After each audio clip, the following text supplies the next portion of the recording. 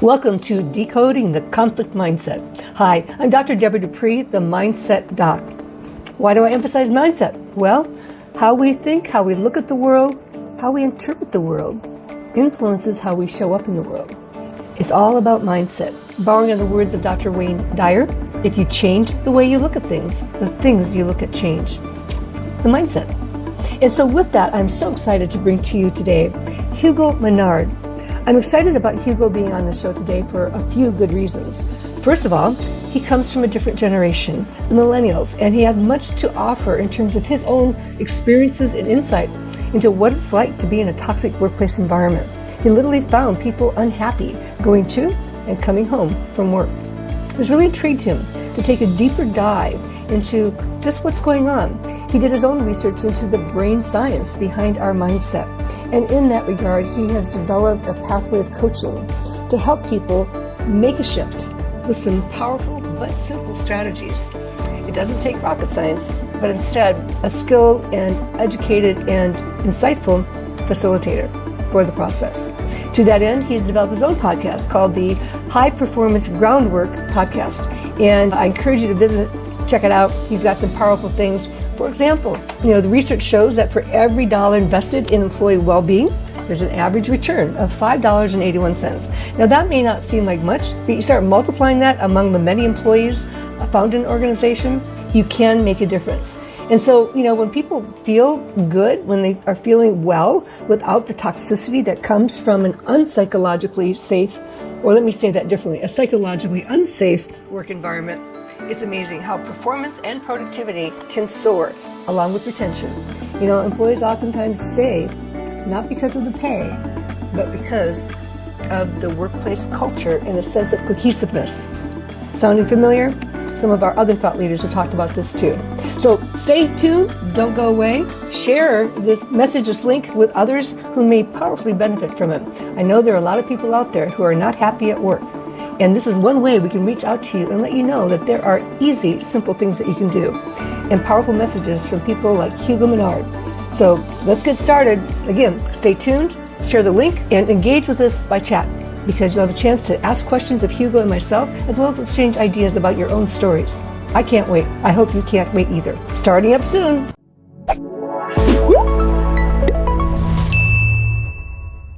Well, welcome to Decoding the Conflict Mindset. Hi, I'm Dr. Deborah Dupree, the Mindset Doc, and we try to bring to you thought leaders across the world to better understand and figure out techniques and strategies that we can break through that wall of conflict. Because conflict in and of itself is not bad. It's how it's managed. And so if we can understand how to manage conflict differently, then we can navigate through it more successfully. And after all, who doesn't want to be more successful when it comes to dealing with conflict? So I like to say it's about learning how to communicate so we can have conversations, not confrontations. And so with that, I'm delighted to have with me today Hugo Menard from all the way from Australia. Hello. Welcome. Thank you. Well, great. And so we met actually on LinkedIn, and our paths crossed with our common topics. And so I'm excited to have Hugo share some of his insights to dealing with conflict in the workplace. So as we get ready, I encourage you to subscribe, pass it on, text your friends, let them know what's happening. But please join us and listen in and see what you can learn. With that, Hugo, I'd like to tell our viewers and listeners a little bit about your background. Okay? Mm-hmm. And that way, I think they'll better understand how you fit into my world of decoding the conflict mindset and the mindset and how we can influence and change that. And just so everyone knows, as Hugo has his own podcast called High Performance Groundwork Podcast that's available on Spotify, Apple, Anchor, and Google Podcasts. And so more will be out about that later. But one thing that I've really enjoyed learning about Hugo is that he works to improve the mental and emotional well-being of staff in corporate settings. He uses scientifically validated mind-body methods to help people process their stress and emotions and shift their mindsets at a very deep level. And he found that through his cultivation of well-being, that people organically experience lasting improvements in their performance. I mean, we can learn lots of stuff, but making it stick really makes a difference. And so I appreciate the scientific approach, because that's what I feel also makes the difference. And so when people use Hugo's strategies, he not only helps them improve in their performance, but also target their focus, their energy levels, communication, and in ways that don't require that proverbial willpower.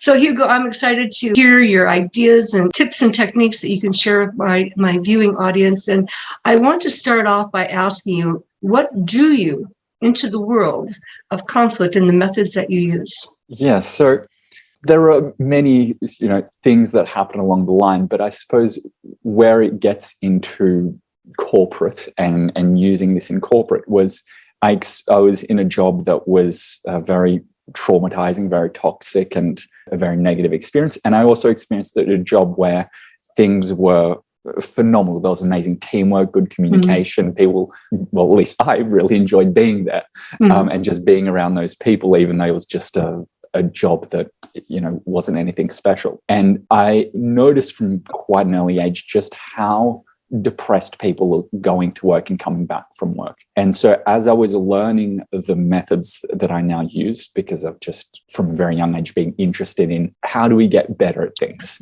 that became the area where that is an area that I would really like to help shift and change and improve in some way.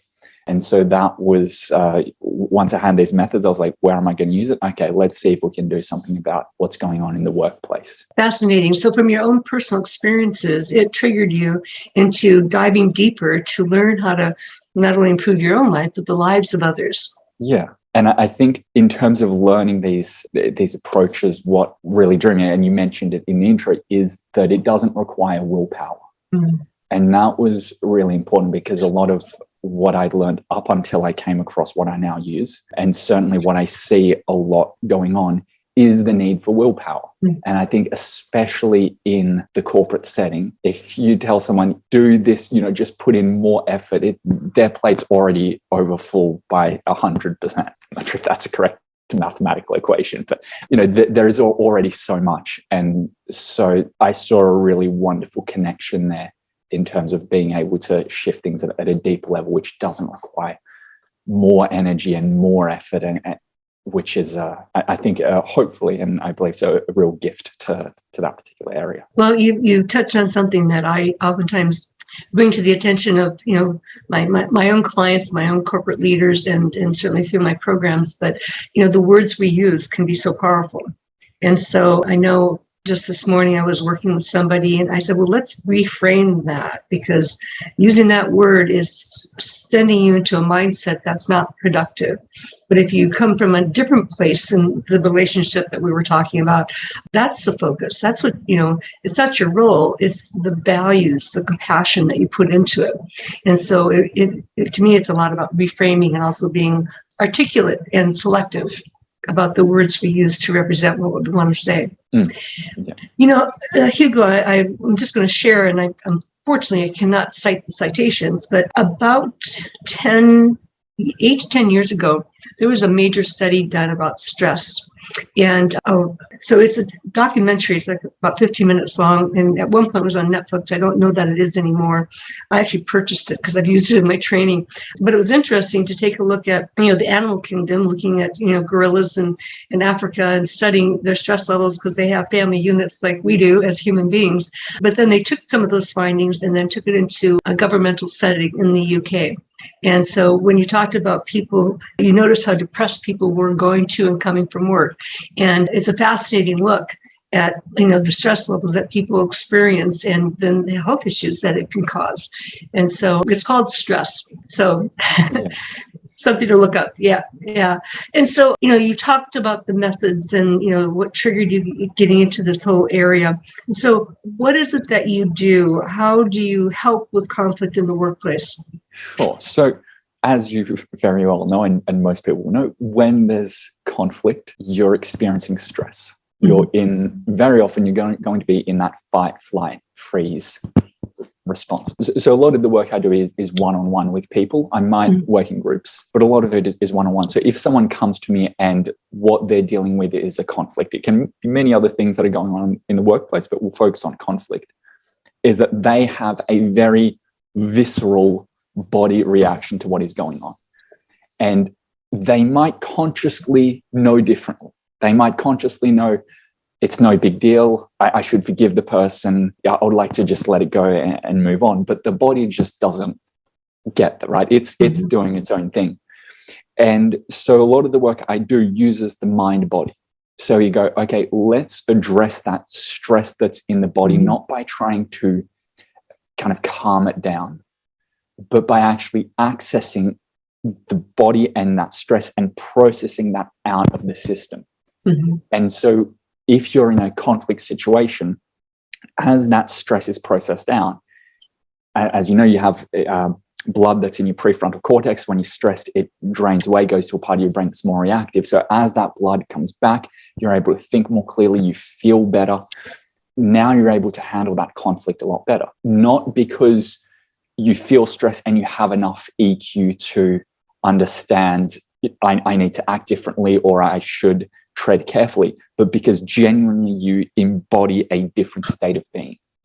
And I think that is so important because there is so much stress, right? Because if you're asking someone just contain that stress and use your conscious mind to sort of override all of the subconscious stuff, it can be done. And I think awareness is important, but I think the piece that's often lacking is that working with the body and actually processing that stress out. And where this gets really amazing, the working with that stress, that's the first immediate in the moment way to address that.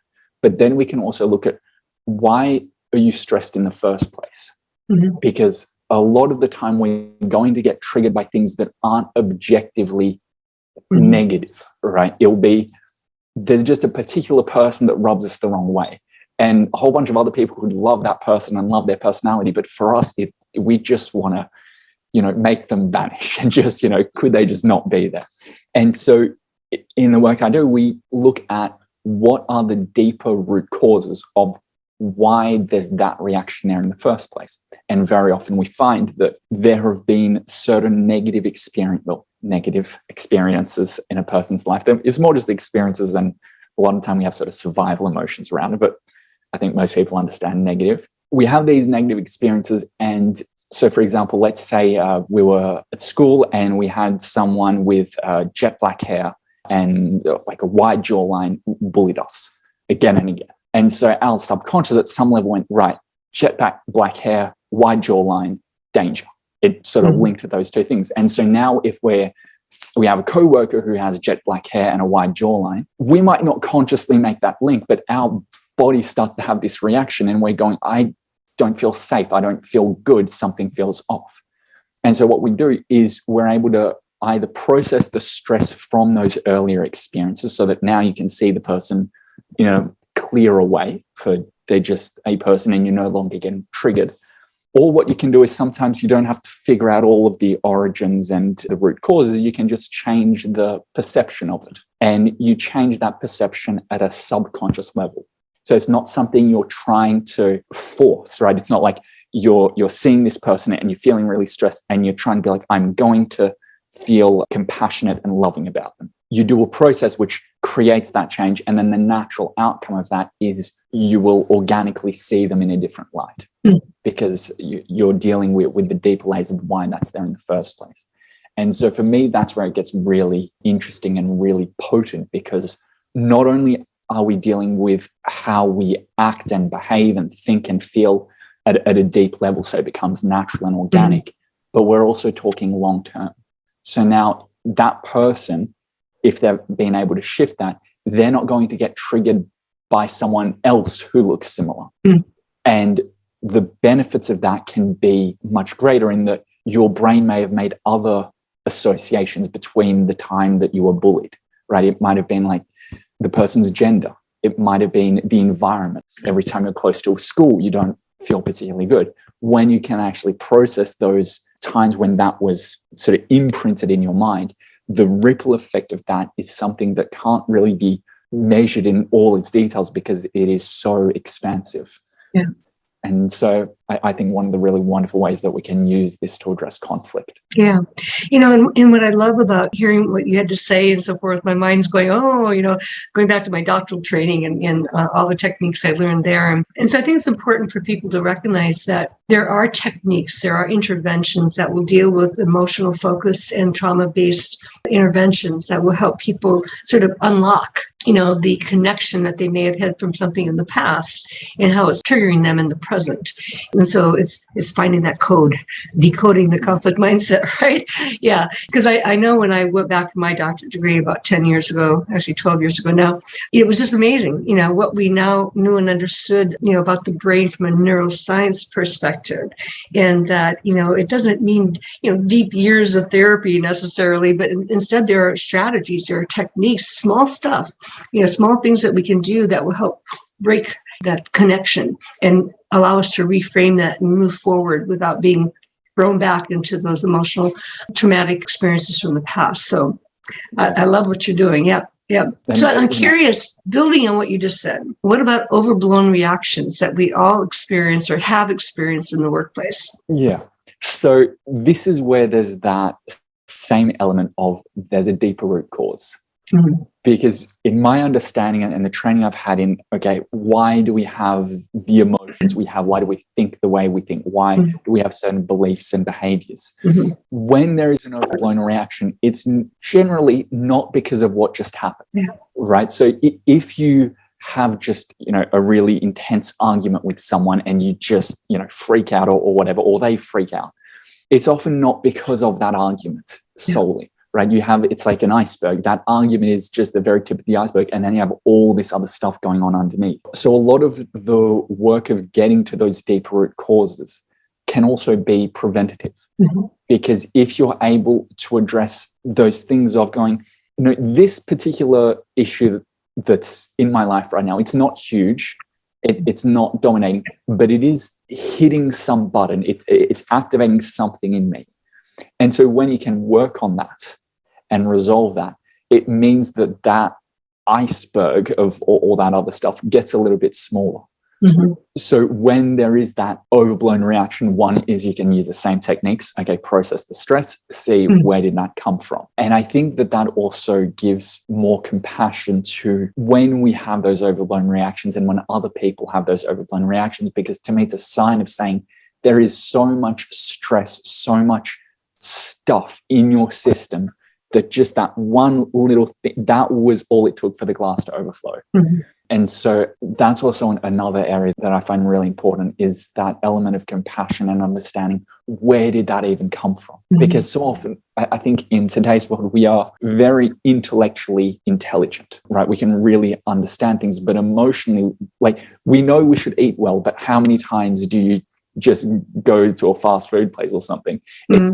We want to do this, but it's like there's this, our emotions, our subconscious are going in another direction. And so understanding that, I think, is really important when we have those overblown reactions and being like, oh, it's not that I'm a bad person or that I'm a horribly angry person. It's I wanted to do this, but there was all this stuff that was going on and I didn't have tools, or even if I had the tools, I might have not used them to address that. Mm-hmm. And so, hopefully that approach can be beneficial with those reactions. Love it. Yes. It is about keeping it simple, but trying to narrow it down. And I have a colleague that, we're dealing with the body, we're dealing with the brain as an organ and stuff like that. And yet it's almost like taking sort of a surgical approach. It's like, okay, well, let's do some pre-analysis and sort of diagnostic, inquiry as to what's going on. And then let's see how we can dive in and just pull out that piece and then if there's lots of them, then we repeat the process, repeat and rinse, right? So it can be a process, but for many of us, it can be some strategic intervention to go in and deal with that. And I know a lot of people get a little scared about feeling vulnerable or exposing themselves in some ways, and yet this can be powerfully unlocking, to really move forward in healthy, happier lives. So many forefronts, right? Yeah, and I would just add something else here on when we're dealing with emotions and people be like, I don't want to feel vulnerable, I don't want to feel that. We're certainly in a culture where feeling emotions isn't so much accepted, especially in the workplace, right? In the workplace, we need to be serious and have a handle on that stuff. And so there are particular approaches that we can use to process a significant amount of the stress without ever having to find all the details or feel it all right off the bat. So it's sort of gentle approaches to be like, okay, you have this, let's say, I'm trying to think of a good analogy, but let's say I have all of this stuff. We can remove about 80% of that just without having to go into it, just a very gentle process. And then once you feel more emotionally regulated, once there's just that little bit remaining, then if you want, we can go into it and find, okay, where's that extra little piece of stress, however that shows up, whether it's anger, regret, sadness, frustration, and process that out. And there are a lot of ways that we can work that don't require you to feel all of your emotions. So that's just an important note. Mind you, I think feeling emotions and letting them move through is an important part. But there are ways of working with wherever someone is at to be able to make that as pleasant an experience as possible. Great. I'm curious, an example of story is always very enlightening and, helps us better understand what we're talking about. And are you able to share a story or an example of how you've used your technique? Of course, confidentially, not divulging names, but generally speaking.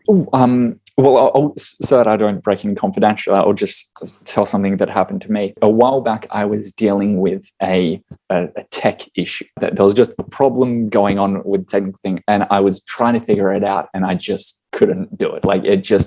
And it was part technical, part creative. It was sort of a two-pronged thing. And I was at my computer for a good few hours just trying to figure this thing out. And the more I looked at it, it was just, I just couldn't figure it out. I just felt worse and worse, and was like, if I can't solve this problem, I was just seeing all of the consequences, like nothing else is going to work. I'm not going to be able to do anything. And so I finally got to a point where I was just like, okay, I'm just going to take a step back, and I'm just going to use the methods that I use just to make me feel better. I had no intention of actually using this to solve the problem. I just went, I just don't want to feel so horrible right now. And so at this stage, I was, metaphorically in the fetal position on the ground, mildly literally. And and so I started using this to begin to process the stress out. And within about a minute, and I mean, like, when I say a minute, I mean 60 seconds, I had not only did I feel better, but the result of that feeling better was I had about 3 solutions, 3 ideas drop in. I was like, oh, I could try this, and here's something that I could workshop a little bit. And the whole problem just sort of fell away. Wow. And I was going there being like, hang on, several hours and then like 60 seconds. Like, why did it take me so long to use this? But that's probably one of the more direct, visceral examples of how it can help us not only address the stress, but just completely shift the problem of, finding solutions and realizing, not just thinking it's not a big problem, but physically feeling, oh, it's not that big. I've got this solution. I'm going to find a way through. But what you just described there, and thank you for that example, Hugo, is reminds me, some of my own personal experiences and some of the techniques that I've come up with that have been very effective for a lot of people. So I have one phrase I like to say is step back before you step forward. Create some space between yourself and the problem. And as my tennis coach always says, imagine you've got a big beach ball in front of you, because that's the room you need in order to move effectively in your tennis game. So that's why I've learned to step back and say, what's going on here? And before I step back forward, because if we're in a reactive mode, we're still sort of reflective of that fight, flight, freeze, reaction that you talked about before. And by stepping back, taking a couple of deep breaths, allows you some space. And so I actually have a 4-minute video on my YouTube channel called the 3 Bs. And it's basically that. It's just be in the moment. What's going on? I just done 3 or 4 hours and I'm not getting anywhere with this. It's like, breathe. Okay, well, what am I feeling? Physiologically, is it my stomach where I carry my stress? My heart's pounding, my lungs are, and or is my brain freezing? And just, okay, where am I? And then practice your deep breathing, 3 or 4 deep breaths. And then I say, do another 3 or 4 deep breaths. And now, visualize, okay, this is where I've been. Now I'm in a little better, calmer space by having taken my deep breaths. And then visualize, how do I want to show up on the other side of this, tight moment? And just the act of visualization takes us from the emotional brain back into the prefrontal cortex. And it's like, well, no, how do I want to come across? How do I want to show up on the other side of this little conflict, internally or externally? And just creating that little space. And that's just a few minutes of your time. So what you had to say about that was like, oh yeah, that's exactly what I've experienced and why I created a technique out of it. So yeah. Well, I'm curious, Hugo, then, is that you hear a lot about meditation these days, yoga, and other, reflective strategies. How does your work differ from those other strategies, or how does it integrate those? I don't know. Yeah, sure.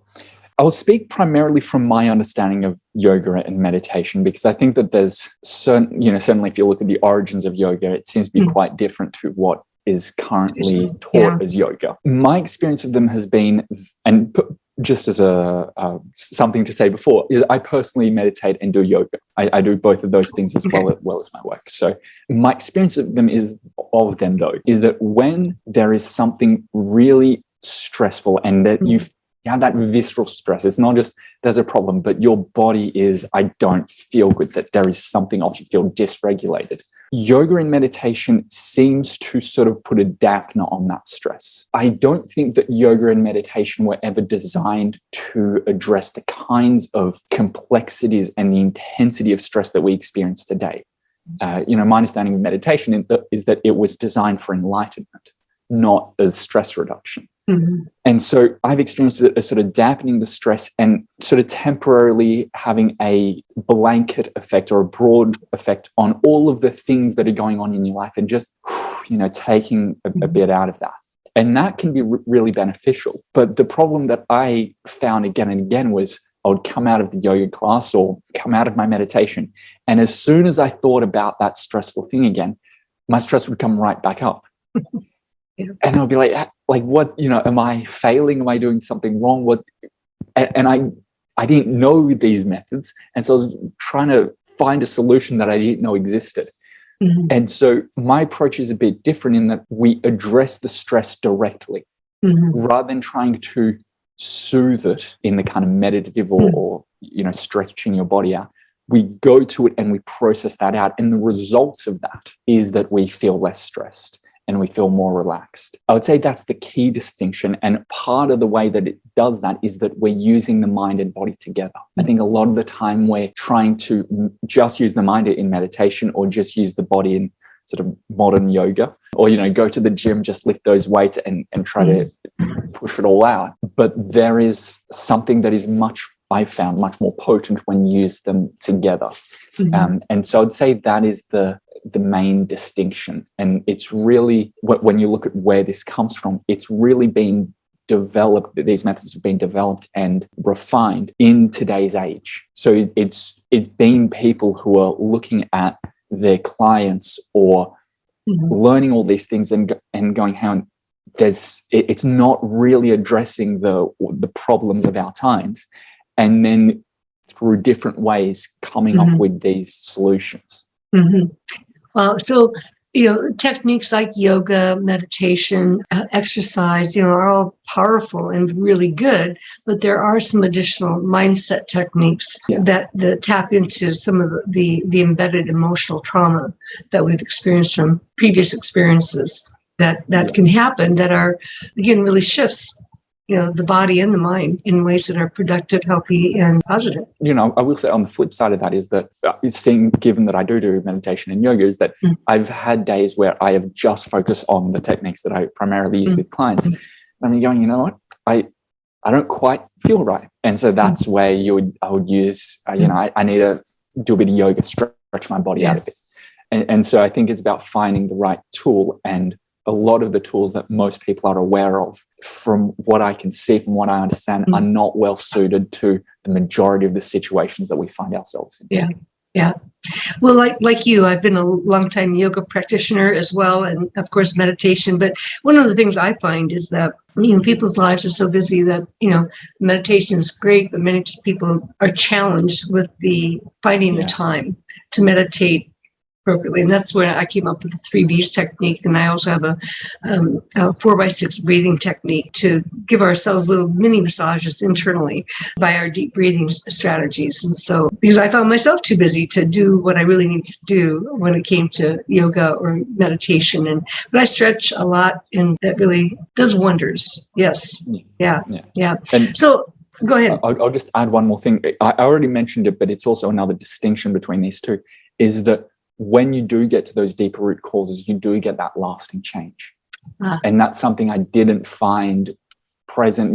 For example, I would meditate every day, and then things would happen, and, I'd be really busy, like you say, and I wouldn't meditate for a week. And I'd be like, man, I'm back to, I had all these improvements and I feel like I lost it all. Yeah.